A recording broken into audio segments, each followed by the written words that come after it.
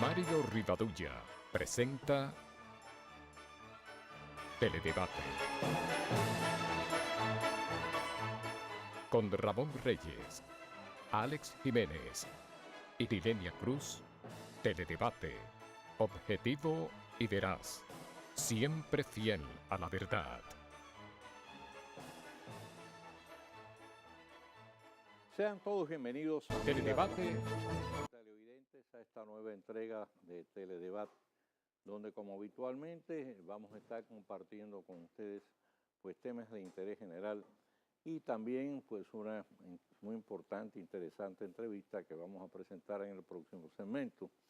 La frase de este día dice así: nadie está obligado a obedecer a quienes no tienen el derecho de mandar. Y hacedores de la historia, tenemos que en el año 1983 falleció en la ciudad de Santo Domingo Juan Isidro Jiménez Grullón. Figura destacada de diversas facetas, fue médico, escritor, sociólogo y político. Por su enfrentamiento a la dictadura trujillista, marchó al exilio, donde permaneció por espacio de 26 años y desde el cual siguió combatiendo el oprobioso régimen. Vivió en Cuba, donde sus escritos vieron la luz en la principal y más influyente publicación del país, la revista Bohemia, que editaba 250.000 ejemplares semanales y cuya circulación estaba prohibida en la República Dominicana. Fue fundador del PRD en el exilio, pero a su regreso al país abandonó sus filas y fundó el partido Alianza Socialdemócrata. Su prolífica obra literaria abarcó la filosofía, sociología, historia y literatura. Está considerado uno de los humanistas dominicanos más importantes del pasado siglo. Y en 1897, el farmacéutico alemán Felix Hoffmann, laborando como químico en trabajos de investigación para la firma farmacéutica Bayer, logró crear en su estado puro y estable el ácido acetilsalicílico, conocido popularmente como aspirina, posiblemente el medicamento de mayor uso popular en el mundo para el alivio del dolor, reducir la fiebre y ser empleado como antiinflamatorio. Posteriormente se le descubrieron otras propiedades, entre estas la prevención de los ataques cardíacos. Originalmente se vendía en forma de polvo y en frasco de cristal. El invento fue patentado por la Bayer y ha contribuido como ningún otro medicamento a la fama y prestigio mundial de esta firma. Como ocurre con frecuencia en algunas ocasiones, se atribuyó el descubrimiento de la aspirina a otro investigador de la misma empresa, Adolf Eichengrun, de origen judío, pero esto jamás ha podido ser confirmado. Bien, que a estas alturas haya más de 2.000 funcionarios que no hayan cumplido con la obligación de declarar sus bienes es una nueva demostración del desprecio de quienes, amparados por la impunidad, tienen que dar el ejemplo de cumplir con la ley. Bien hace la presidenta de la Cámara de Cuentas en enviar el listado a la tesorería para que se le retengan sus sueldos a quienes no lo hagan, tal como dispone la propia ley. Ahora bien, de suma importancia es la comprobación de que los datos ofrecidos por el funcionario no han sido falseados, sino que se corresponden con la realidad. Y corre la versión aún no oficial de que la Corporación Dominicana de Empresas Estatales de Electricidad pasará a formar parte del Ministerio de Energía y Minas. Las oficinas de la corporación ya estarían siendo habilitadas para ese fin. Como es lógico, se menciona al actual vicepresidente ejecutivo de la empresa, Rubén Jiménez Bichara, como la persona que sería puesta al frente de ese ministerio, cargo que hoy desempeña el empresario Antonio Isaconde, pero cuyas funciones ahora mismo están básicamente focalizadas en el campo de la minería. La integración debe reducir costos, mejorar la eficiencia y hacer más efectivos los controles. El movimiento nucleado alrededor del Colegio Médico Dominicano, que contó en principio con 26 organizaciones, quedó reducido ayer a 12, después que 14 de las entidades iniciales decidieron aceptar las propuestas del gobierno. De los 12 que se mantienen en torno a la postura adoptada por el Ejecutivo del Gremio Médico, una gran parte pertenece al Instituto Dominicano de Seguros Sociales, donde su nuevo director, el doctor César Mella, lleva a cabo una intensa labor tratando de rescatarlo de su crítico estado de postración. Mientras tanto, el presidente del Colegio Médico, Waldo Suero, mantiene el llamado a huelga de hospitales en la región sur al belicoso grito de no darle un minuto de respiro al gobierno. En realidad, doctor Suero, es a los pacientes pobres. Y por otro lado tenemos que es excelente la iniciativa de convertir en un vergel los terrenos de la vieja Barquita, una vez que se haya completado el traslado a la nueva de la totalidad de sus moradores. El proyecto es plantar unos 50.000 árboles en un espacio de 100.000 metros. El trabajo de restauración ecológica correrá a cargo del Jardín Botánico y, según su director Ricardo García, se tomará 2 años. Importante será después mantener una permanente labor de mantenimiento y vigilancia para que se convierta en un lugar de recreación a beneficio de los dominicanos y de atracción para los turistas. Tanto en Brasil como en Venezuela el clima político se torna cada vez más tenso. En el país carioca la situación de la presidenta Dilma Rousseff avanza a pasos cada vez más acelerados a un juicio político que lo obligaría a resignar el cargo. Y en la patria de Bolívar, la decisión del Consejo Nacional Electoral, alargando los plazos para el referendo revocatorio, impedirá que quede, o mejor dicho, que se pueda celebrar este año y que quede diferido para después del 10 de enero del próximo. Lo que en caso de revocar el mandato de Maduro, pues el poder pasaría a manos de su vicepresidente, lo que equivale a mantenerlo en las manos del gobierno. Las posibilidades de llegar a una solución negociada son cada vez más remotas y presagio de un sombrío futuro. Vamos a hacer la pausa y cuando regresemos vamos a estar recibiendo a nuestra huésped hoy en Teledebate.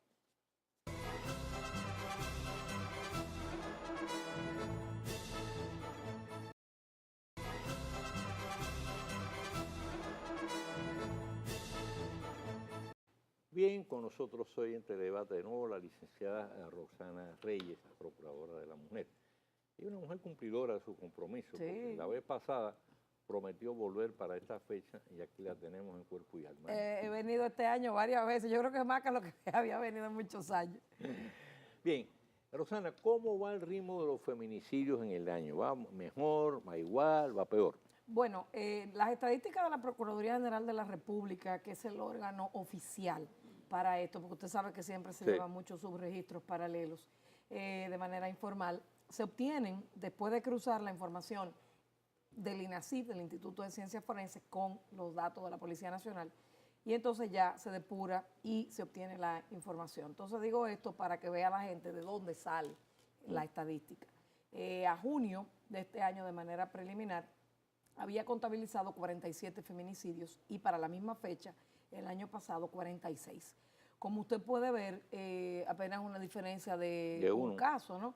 Todavía apenas el mes de julio termina, va este mes por el día 10 y están trabajando para producir esa cifra.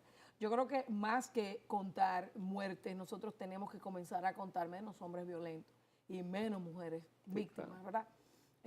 Pero no dejamos de hacer los esfuerzos para, desde el Ministerio Público, mejorar la respuesta a este delito y ampliarle la cobertura de los servicios a los ciudadanos de tal suerte que puedan accesar a la justicia a través del Ministerio Público sin ser maltratados nuevamente o sin ser victimizados.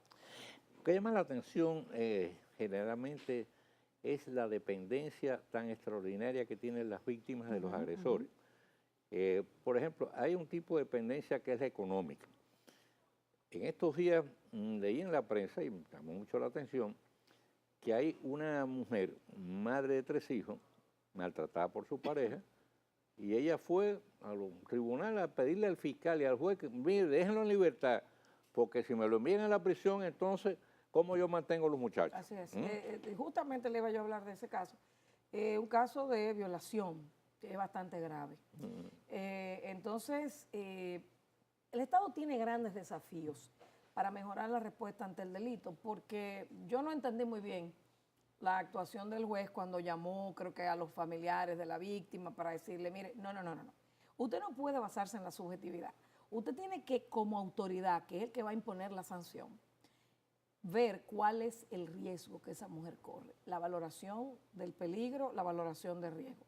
La gente dirá, bueno, pero ¿y cómo se hace ella si no tiene cómo mantener esos muchachos, etcétera? Lo primero es que el Estado tiene que resolver ese problema. Pero fíjese que en sus declaraciones ella decía, yo necesito que él me ayude, que me dé algo. Seguimos con el clientelismo, seguimos con el asistencialismo. Entonces, a la gente hay que enseñarle a pescar, no darle el pescado eternamente. Entonces, aquí hay muchas casas de familia que necesitan buenas personas para trabajar. Los trabajos aparecen, lo que hay que ponerse a buscarlo. Claro. Puede costar trabajo, valga la redundancia, pero aparecen. No, pero es más fácil que me den. Y seguir perpetuando la cadena de maltrato. Entonces, yo creo que nosotros como autoridad, si bien es cierto, tenemos que valorar las circunstancias y el entorno, por eso se hacen los informes de trabajo social, pero no menos cierto es que nosotros no estamos en un concurso de popularidad para complacer peticiones, sino para protegerle la vida a esa mujer y a sus hijos, ¿verdad? Entonces, cuando eso pasa, que el Ministerio Público pide prisión preventiva y un juez varía la medida, como en este caso, eso crea una presión todavía más grande, porque el Ministerio Público tiene que tutelar la seguridad de esa mujer y de sus hijos. Eso te voy a preguntar. Entonces, por ejemplo, un caso de eso, que el individuo sigue siendo agresivo.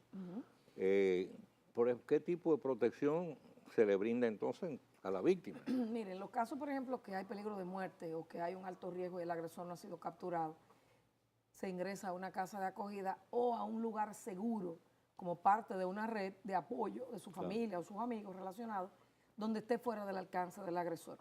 Pero en este caso el Ministerio Público tiene, conjuntamente con la policía, porque la policía la carreta, que darle seguimiento a esta persona y que armar una red de apoyo con incluso organizaciones comunitarias, juntas de vecinos y demás, de tal suerte que puedan estar pendientes de esta mujer, porque esas organizaciones comunitarias son las que trabajan con las redes locales de apoyo, las alcaldías, etcétera, en las diversas comunidades.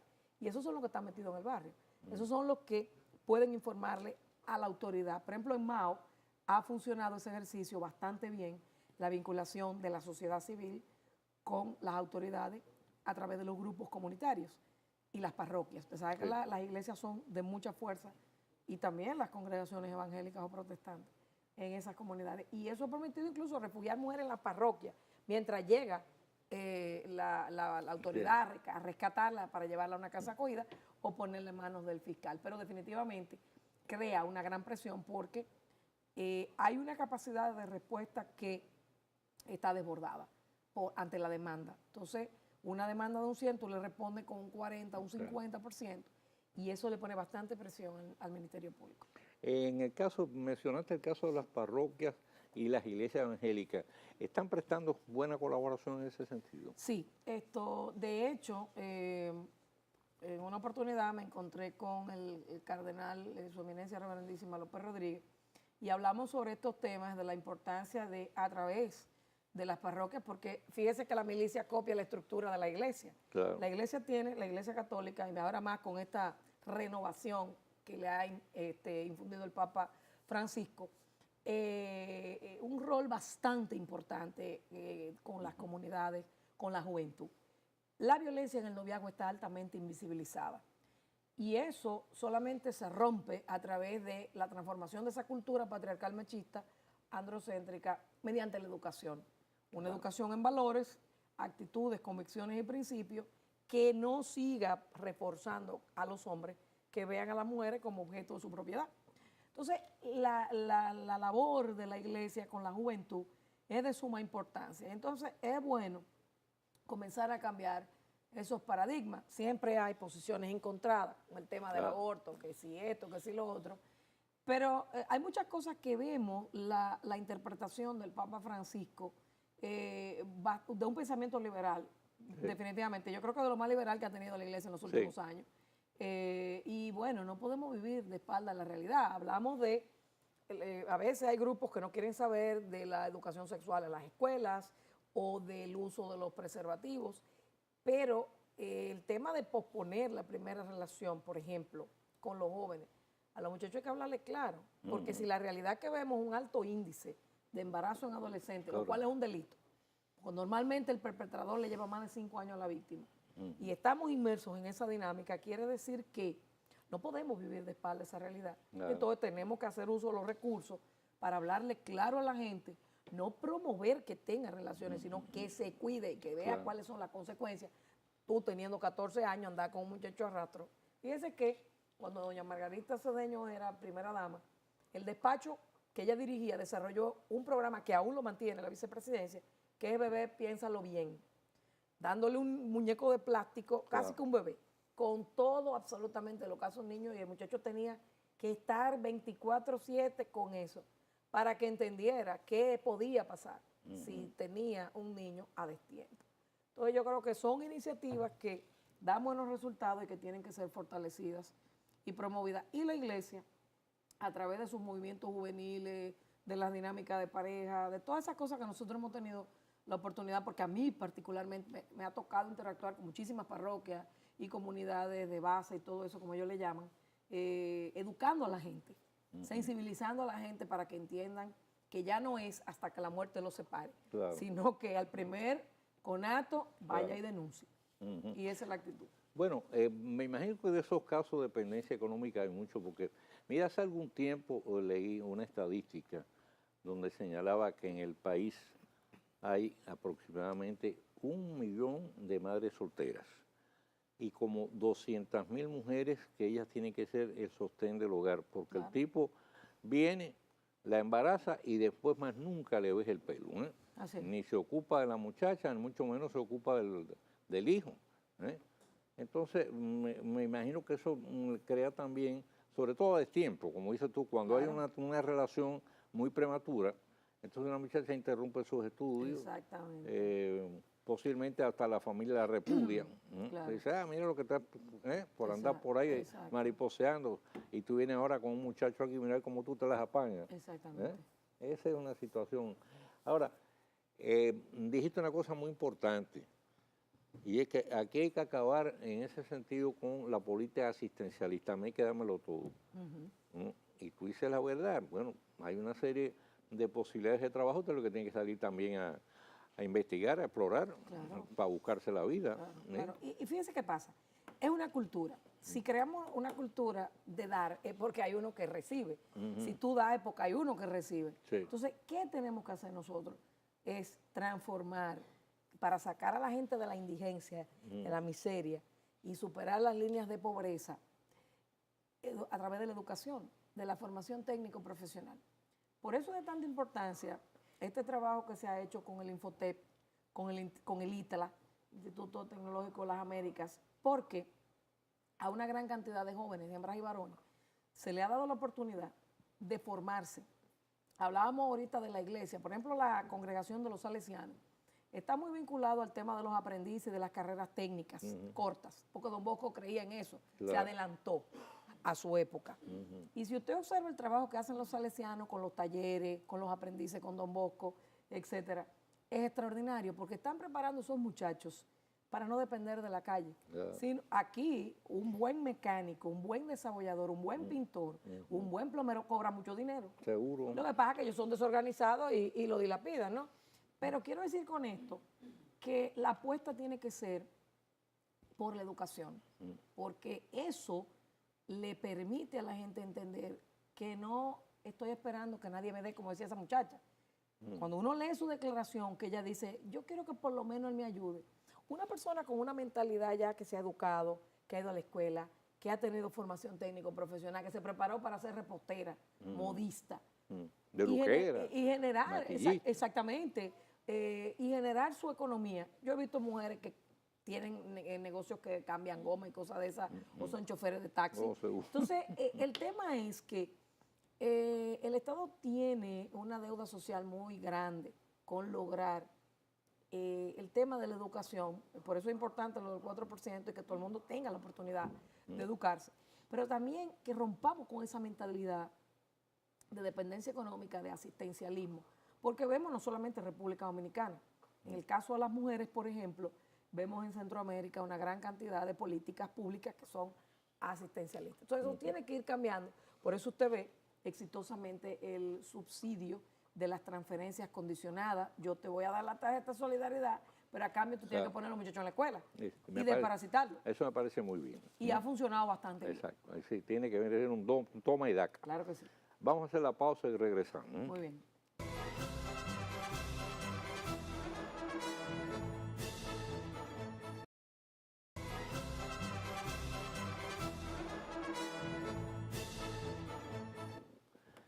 Bien, seguimos conversando con Roxana Reyes. Estamos hablando del tema de la dependencia generalmente de la persona agredida del agresor. Hablamos ya de la dependencia económica. Hay otro tipo de dependencia, Roxana, es la psicológica. Emocional, sí. Sí. La otra vez que tú viniste mencionaste el caso de esa mujer cuya hija embarazada fue muerta por el hombre que la estaba maltratando. Exactamente. Y cuando ella intervino a su favor. Entonces, ¿qué pasa? Bueno, pues ahora esa señora no ha ido a una sola vista del juicio Sí, para condenar al matador, sino que hace que lo va a visitar a la prisión. correcto. Entonces, eso... Que, Es un tema, mire, es un tema emocional muy fuerte. Y ella está en un estado de negación que todavía no se ha dado cuenta de lo que está haciendo. Y no ha entendido las consecuencias de su conducta, donde una hija de ella pierde la vida por salvarla a ella, precisamente. Una mujer que estaba embarazada, o sea, Así es. Pero se perdieron 2 vidas. Exacto. Entonces usted sabe que las codependencias, claro, eso sería un tema, yo le prometo volver con el doctor Luis Vergés, que es el profesional de la conducta y dirige nuestro centro de intervención conductual para hombres agresores. Las codependencias tienen mucho que ver con los apegos insanos que desarrollamos en nuestra niñez. Y entonces, por eso de grande la gente se ancla en el otro, no en sí mismo. Y usted ve que es muy común decir, te necesito. Cuando le dices a la otra persona te necesito y el otro te contesta, yo no, yo te prefiero, porque dentro de las miles de opciones que hay, te escojo a ti. Además, eso que usted oye decir, que Vitos, con lo que hemos crecido, tú eres mi media naranja, no, espérese. Usted una naranja entera, yo otra entera y rodamos juntos. Y fíjese que 2 naranjas completas ruedan más fácil y con más velocidad que 2 mitades. Claro. Entonces, esos mitos, esa basura con la que nosotros hemos crecido y nos hemos formado, son cosas muy comunes en una cultura androcéntrica, patriarcal, machista. Entonces, al desarrollarse esos apegos que se van pasando de una generación a otra, porque si lo que la persona vio en su hogar era la dependencia, era esa relación amor y odio, te maltrato, al otro día te perdono, etcétera, pues eso lo va absorbiendo nuestro subconsciente, porque nuestros primeros 8 años de vida son definitorios, son clave. Las cosas que entran ahí van a ser fundamentales para programar nuestra vida, el resto de la misma, ¿no? Y entonces usted ve luego que hay hombres que nos dicen, yo nunca voy a agredir a una mujer porque yo vi que mi papá agredía a mi mamá. Sin embargo, hemos visto que cuando se da la situación, lo hacen, porque eso está metido allá adentro como un chip. Entonces yo creo que es importante esta parte de empoderamiento de las mujeres a través de la educación, a través de la formación técnico-profesional y del empoderamiento económico que se va a derivar de esa formación técnico-profesional, que apostemos a una salud mental que vaya concomitantemente con eso, para que tengamos ciudadanos más sanos. Nosotros, por ejemplo, cuando hablamos de que la violencia doméstica es un problema de salud pública, eso tiene mucho que ver, no solamente la asistencia psicológica, el seguimiento, sino también desde pequeño enseñar a la gente a moldear su interacción con los demás de manera sana y no seguir reproduciendo estos esquemas que después de grande usted ve los problemas que tenemos, con normalizando el maltrato. Mira, por ejemplo, yo, por ejemplo, y muchas otras personas, que no concebimos realmente que se pueda agredir a una mujer, ¿no?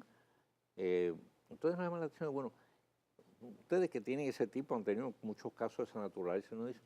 Y lo que llama la atención es lo siguiente, ¿qué justificación, en este caso, da un agresor de su conducta? Mira lo que pasa, los casos de violencia doméstica se basan en una relación de control y poder y de codependencia emocional, aparte de la dependencia económica. Cuando hablamos de codependencia emocional, para que haya un abusado tiene que haber un abusador necesariamente. Sí. Entonces pasa que estas conductas aprendidas son normalizadas y se van pasando de una generación a otra. Los agresores que no representan peligro de muerte, nosotros hemos visto en análisis que hemos hecho, inclusive hasta de privados de libertad por feminicidio, que ellos tienen, bueno, en el caso de los que no son privados de libertad, pero que no representan peligro de muerte, para las mujeres, ellos nos dicen, si yo hubiese sido educado de manera diferente, no estuviera aquí. Porque hay un tema para que el hombre golpee también, aparte de, en muchos casos, cuestiones hormonales que son más explosivos que las mujeres son socialmente más controladas, estos hombres tienen problemas serios con el manejo de la ira y el control de los impulsos. Ahora mismo a este set viene alguien a insultarnos a usted y a mí y nosotros decidimos lo que vamos a hacer, si lo agredimos, si lo entregamos a una autoridad o si no hacemos nada, que muchas veces es la mejor manera de responder. Entonces, con estos hombres se trabaja el desmonte de estos micromachismos, de esta cultura violenta, de la impulsividad para responder. Cuando usted le pregunta por qué usted le pega, él te dice, ella se lo buscó. No, Sí, ella no se lo buscó. Sí, Tú decidiste golpear, claro. porque siempre va a haber una alternativa. Hay cantidad de hombres que nosotros hemos visto que se van. Se arma una trifulca, se arma un problema y ellos se van. Claro. Entonces, o cuentan hasta 10, pero no se meten en ese dime y direte. Pero bueno, las niñas y los niños tienen, los seres humanos tenemos lo que es el locus interno, control interno. Si usted agarra a una niña y le dice, vete a bañar, haz tu tarea, recoge tu juguete, tal vez se lo tenga que decir 2 veces, pero al varón hay que decírselo 5 o 6, ¿no? Sí. Entonces, esa programación... Menos dócil. Exactamente. Entonces, hay un tema, usted ve que deporte, en actividades, los varones, por la educación, por el condicionamiento, tienen un tipo de respuesta. La sociedad nuestra, que es patriarcal machista, ha delegado en las mujeres la responsabilidad de continuar con esa crianza patriarcal machista y por eso usted ve erróneamente que hay mujeres que resultan ser más machistas que los varones en la crianza de los hijos. Y eso va entonces perpetuando ese modelo. Bueno, me imagino que con el trabajo ustedes te llevan muchos años ya en esta actividad, sobre todo tú específicamente. Ustedes han tenido roce naturalmente con es decir, de los funcionarios de otros países sobre este tipo claro, de situaciones. Me imagino que se producen en todo. Yo, la otra vez cuando hablamos, yo te había comentado el hecho que me llamó la atención, que había leído una información que decía que en Colombia se producen de promedio unos 1000 feminicidios todos los años. Claro. Y es un país que se supone que tiene un nivel cultural bastante desarrollado, ¿no? O sea que parece una situación bastante generalizada, por lo menos en esta área.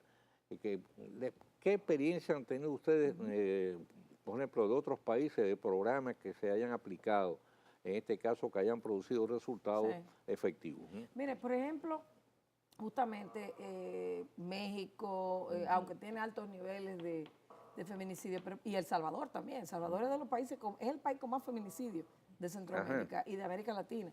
Entonces, sin embargo, hay ejercicios interesantes de municipalismo, ¿verdad? Usted sabe que los gobiernos locales son los que están más cerca de la población. Claro. Y siempre se ha hablado de que el sector de las mujeres, que si está vulnerabilizado, etcétera, las mujeres no es un sector. La mujer es la mitad de la población mundial y es la madre de la otra mitad, tan simple como eso. Por lo tanto, hay que responder acorde a esa principalía. Entonces, por ejemplo, a nivel de municipalismo y de redes locales de apoyo, estos países tienen una experiencia interesante porque vinculan en estas redes a los gobiernos locales para dar una respuesta sobre la perspectiva de género. Es lo primero. Lo segundo, Ciudad Mujer. Ha sido una experiencia exitosa en Honduras y en El Salvador, que ahora estamos trabajando aquí para de manera piloto implementarla en la provincia de Santo Domingo, que usted sabe ya que hay una ley que ha dividido los distritos judiciales, Santo Domingo Norte, Este y Oeste. Pero además, Santiago y Distrito Nacional.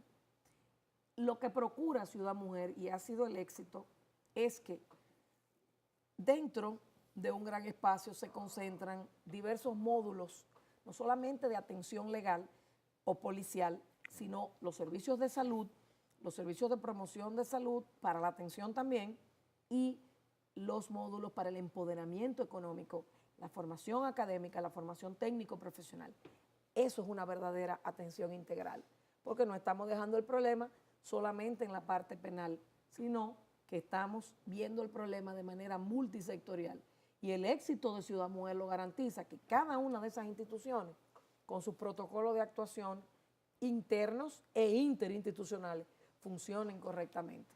Entonces, yo creo que una de las cosas más importantes es nosotros fortalecer, no solamente en Ciudad Mujer, sino afuera, la respuesta coordinada, porque el que primero reciba a la víctima, sea el Ministerio de la Mujer o la policía o la fiscalía, inicie la ruta de atención y no esté como una bola de Villarella de un lugar a otro sin respuesta. Es importante proteger esa parte para que ella no abandone el proceso. De acuerdo. Vamos a hacer una pausa, Roxana, y regresamos. Muy bien.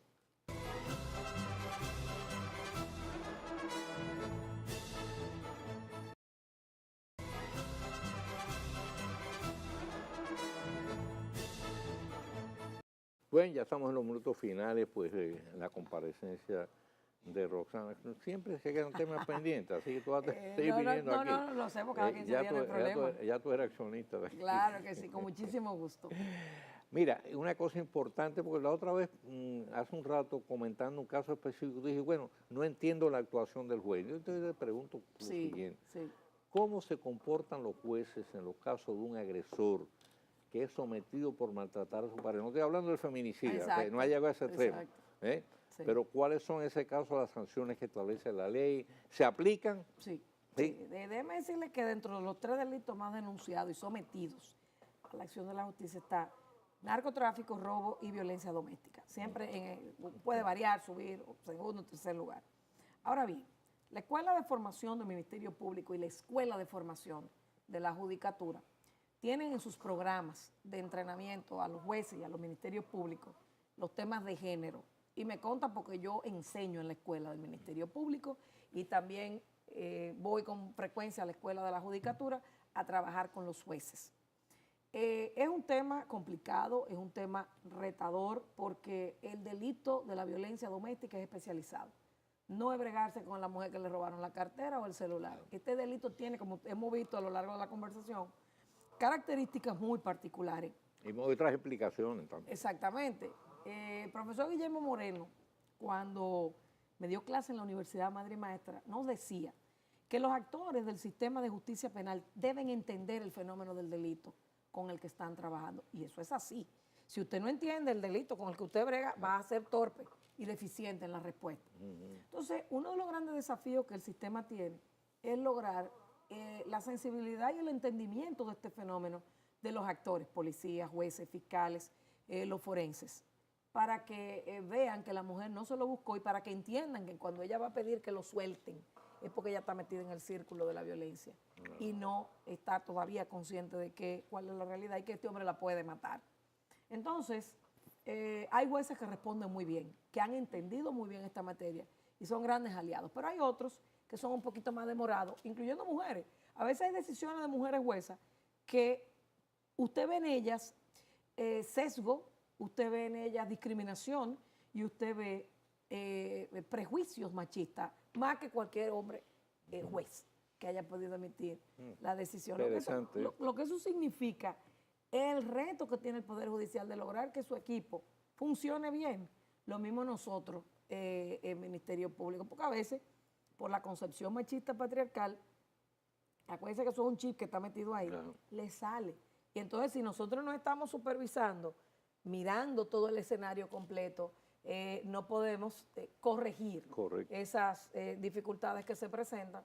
Pero definitivamente nosotros en el año del 97 para acá, que fue cuando esa ley se promulgó, hemos avanzado bastante. No con la gradualidad ni con la velocidad, porque para nadie es un secreto la limitada afluencia de recursos para esta materia, que dicho sea de paso, entiendo que un compromiso que el presidente de la República externó de su nuevo gobierno ahora, que era Ciudad Mujer, pero también el compromiso de lograr un presupuesto con perspectiva de género, de tal suerte que como la voluntad política es la que define las prioridades de la nación, se entienda que un país no puede avanzar si no cuida a sus mujeres y niños y a grupos como los discapacitados, los envejecientes, que están altamente vulnerabilizados. No, y en general el Poder Judicial, porque el Poder Judicial no puede seguir diciéndole, en este caso, a la cenicienta el presupuesto. No. Y ellos tienen más presupuesto que el Ministerio Público. Seguro. O sea, y el Ministerio Público tiene la nómina del personal más la carga del sistema penitenciario tradicional y del nuevo modelo de gestión penitenciaria. Que yo entiendo que más temprano que tarde, igual que en Puerto Rico y otros países, deberá crearse un ministerio de corrección o una dirección que saque todo el sistema penitenciario del Ministerio Público, Claro. o quizás crear una Secretaría de Justicia, porque aquí no tenemos ministro de Justicia, sino que el Procurador General es un híbrido entre el Fiscal General y el Ministro de Justicia. Exacto. Bien.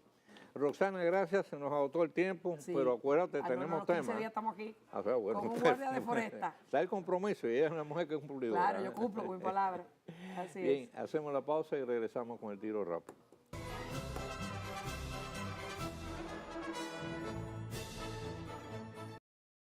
Teledebate El Tiro Rápido de Mario Rivadavia.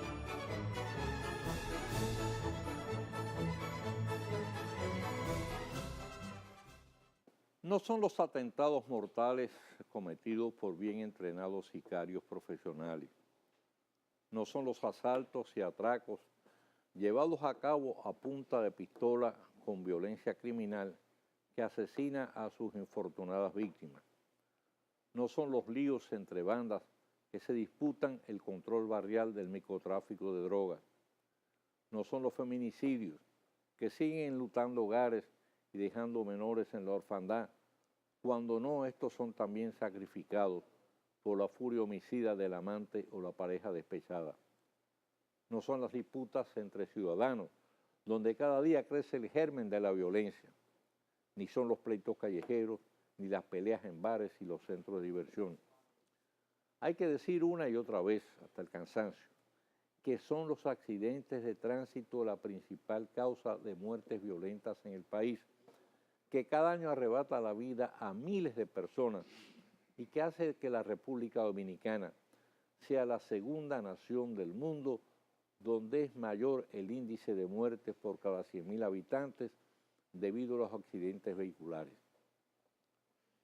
En días recientes, ante la frecuencia de estos eventos fatales, el presidente de la Suprema Corte de Justicia, Mariano Germán, urgió la necesidad de modificar la ley de tránsito terrestre que hace mucho tiempo da vueltas en el Congreso y que tiene todas las trazas de estar siendo saboteada por elementos interesados en que perdure este estado de caos en el tráfico vehicular. El Procurador General de la República, Francisco Domínguez Brito, en ese mismo acto, al apoyar la propuesta del magistrado Germán, dijo que es necesario aumentar las sanciones contra los infractores que provocan accidentes mortales.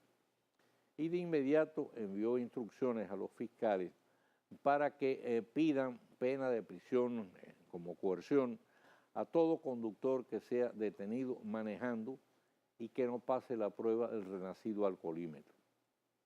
Son buenas medidas.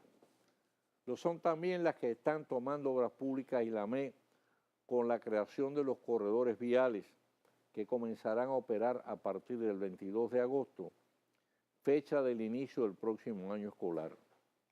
Con ello no solo se ahorrará tiempo, combustible y gastos de mantenimiento de los vehículos por cientos, quizás miles de millones de pesos, sino que también, junto con la campaña pública de orientación para el manejo seguro, se espera reducir la cantidad de accidentes y de muertes por este motivo. Pero hace falta mucho más. Es preciso crear una política integral de tránsito, una cultura de correcta conducción y de cumplimiento de las normas y de una firme voluntad para aplicarlas sin tibiezas ni privilegios. Carecemos de todo eso. De lo primero, todo un conjunto de organismos para ordenar y hacer más seguro el tránsito, ineficientes, algunos innecesarios y costosos, que salvo lo PRE, que tiene la misión exclusiva del metro, no ordenan nada y en cambio sangran el presupuesto nacional con cientos de millones de pesos. De lo segundo, una total falta de respeto de los conductores a las más elementales disposiciones que regulan el tráfico vehicular, cuando no de total ignorancia de las mismas, pese a disponer de licencias que al parecer son otorgadas de manera festinada. En cuanto a lo último, mano firme para sin abusos ni arbitrariedades, aplicar la ley sin contemplaciones e imponer los correctivos que sean necesarios. El tema da para mucho más y continuaremos abordando. Mañana, Dios mediante, volveremos a estar con ustedes con una nueva entrega de Teledebate. Mañana el programa va a estar a cargo de nuestro colega Ramón Reyes. Recuérdense que por ser jueves, va a ser jueves de la DIDA. Vamos a tener aquí a la representante del Departamento de Información y Defensoría de los afiliados a la Seguridad Social, el único que existe en el mundo en todos los programas de seguridad social. Y tendremos los teléfonos en pantalla, desde el interior podrán llamar sin cargo, y los afiliados a la Seguridad Social y los que no lo son todavía, que quieran recibir algún tipo de información, presentar quejas, denuncias, tanto sobre el área de pensiones como de salud, pues podrán utilizar entonces la vía telefónica y la representante de la DIDA pues satisfará pues todas sus inquietudes. A todos los amigos televidentes, bendiciones, que tengan un feliz resto de la noche y recuerden no moverse de frente a sus televisores para que puedan seguir disfrutando del resto de la programación de este Canal 23.